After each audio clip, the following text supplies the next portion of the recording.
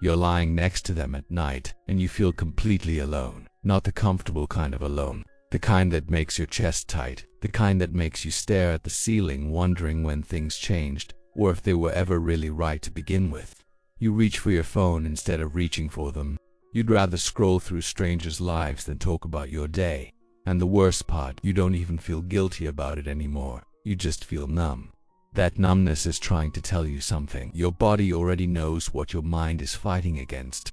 The relationship might still exist on paper, in photos, in the apartment you share, but between you two, it's already gone. And deep down, you know it. A part of you keeps thinking it'll get better. You tell yourself you're just in a rough patch. Every couple goes through this, right? But then you remember that rough patch started 6 months ago, maybe longer. Time blurs when you're avoiding the truth. You keep replaying the good moments, trying to convince yourself those moments are who you really are together. That vacation last year, that one night you stayed up talking, but if you're honest, really honest, you're reaching back further and further to find those memories. They're becoming stories you tell yourself, not things you're actually living. You catch yourself fantasizing about being single, not in a grass is greener way, in a what would it feel like to breathe again way. You imagine your own apartment, your own space, your own life that doesn't require constant negotiation and explanation, and then you feel terrible for thinking that. You push it down, you tell yourself you're just being selfish, but it keeps coming back. You've stopped sharing the real things. When something happens, something meaningful, your first instinct isn't to call them anymore. You call your friend instead, or your sister, or you just keep it to yourself. They've become someone you live with, not someone you're building a life with. The sex, if it happens at all, feels like a chore, like something you're supposed to do to prove the relationship is still working. You're performing connection instead of feeling it. Afterward, you don't feel closer, you feel more alone. You notice you don't fight anymore, and you thought that would feel like peace. It doesn't, it feels like indifference. Because fighting meant you cared enough to want change. Now, you just let things slide. You don't bring up the thing that bothered you. What's the point? Nothing changes anyway. And honestly, you don't have the energy anymore.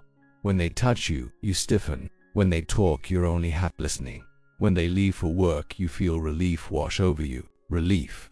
That's the word that keeps showing up, isn't it? You feel relieved when they're gone. You feel lighter. And that thought terrifies you because you know what it means.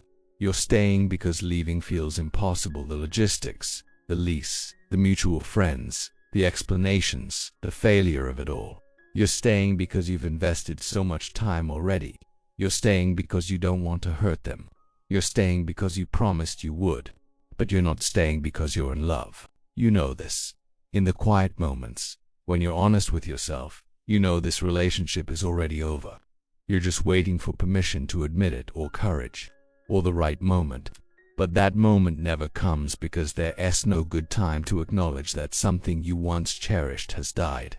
What you're experiencing isn't confusion.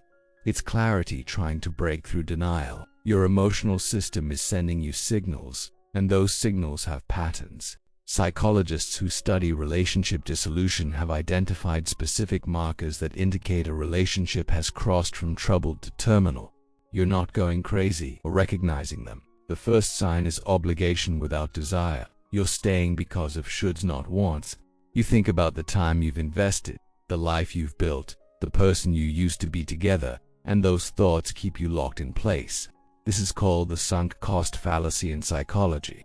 You're trying to justify future misery by pointing to past investment. But here's what that thinking ignores. You want get those years back whether you stay or leave. The only question that matters is what you want your future to feel like. Right now, you're choosing familiar pain over unknown possibility. Not because the relationship is worth saving, but because leaving feels too hard. The second sign is the fantasy of escape.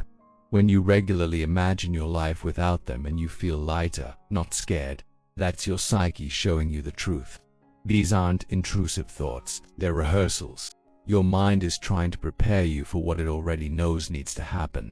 You're not fantasizing about someone else, you're fantasizing about yourself. About autonomy. About not having to manage someone else's emotions or suppress your own. That fantasy keeps returning because it's not a fantasy. It's a need. The third sign is the loss of authenticity. You can't be yourself around them anymore. You edit your words, your interests, your opinions, not because they're controlling, necessarily, but because you've learned that being yourself creates friction. So you've become smaller, quieter. You've trimmed away parts of yourself to make the relationship easier. And now when you look in the mirror, you don't fully recognize who's looking back. This is what researchers call self-silencing, and it's devastating. A relationship that requires you to shrink isn't a relationship, it's a cage. The fourth sign is contempt, not anger. Contempt. Dr. John Gottman, who studied thousands of couples, calls contempt the #1 predictor of divorce. It's that eye roll when they talk, that sarcasm that has a sharp edge, that internal monologue that's constantly criticizing them. You don't see them with affection anymore. You see their flaws under a magnifying glass. The way they chew, the stories they repeat, the way they breathe. Everything irritates you because the foundation of respect has eroded. And without respect, there's nothing to build on. You can fix communication. You can fix conflict. You can't fix contempt. Once it's there, it spreads like rot. The fifth sign is the relief you feel in their absence. This one cuts deep because it's the most honest. You don't miss them when they're gone. You don't count down the minutes until they come home. You feel peaceful, lighter, more yourself. And when you hear their key in the door, your stomach drops. That physical reaction, that's your nervous system telling you something your mind doesn't want to accept. Love doesn't feel like dread. Partnership doesn't feel like burden if their presence makes you heavy and their absence makes you light. You're not in a relationship anymore. You're in a holding pattern. These signs don't appear overnight, they accumulate. You might have 1 or 3 or all 5. But here's what they all point to. The emotional connection has severed. You're cohabiting. You're co-managing a life, but you're not partners. The relationship ended already, you just haven't made it official. And that's the part that's keeping you stuck. You're waiting for some dramatic event, some final proof that it's over. But the end of a relationship isn't always a door slamming. Sometimes it's a slow fade. Sometimes it's quiet. Sometimes it's quiet. Sometimes it's just this. 2 people in the same space who stopped choosing each other a long time ago. Acknowledging that your relationship is over doesn't make you a failure. It makes you honest. And honesty, even when it hurts, is the first step back to yourself. You've been taught that love means staying. That commitment means pushing through no matter what. But what if real love, the deepest kind, includes loving yourself enough to leave what's hurting you?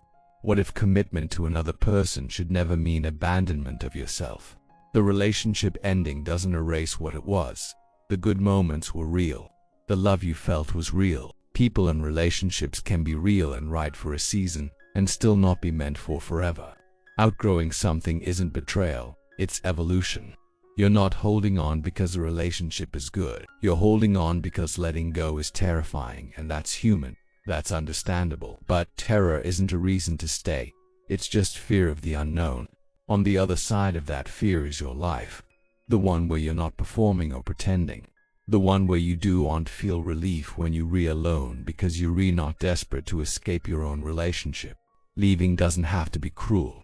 It doesn't have to be dramatic. It can be kind. It can be acknowledgement that you both deserve more than this half-life you're living, because they feel it too. Maybe they're not saying it either, but that distance you feel, it's not one-sided. You're both stuck in a pattern of staying because neither of you wants to be the one who admits it's over. Someone has to go first. Someone has to say the true thing, and yes, it will hurt. It will be messy and complicated and painful, but you know what else is painful? What you're living right now. The slow erosion of yourself. The daily performance of a relationship that's already gone. That pain is just more familiar, so you've mistaken it for acceptable. It's not.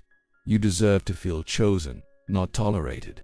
You deserve to feel alive in your relationship, not drained.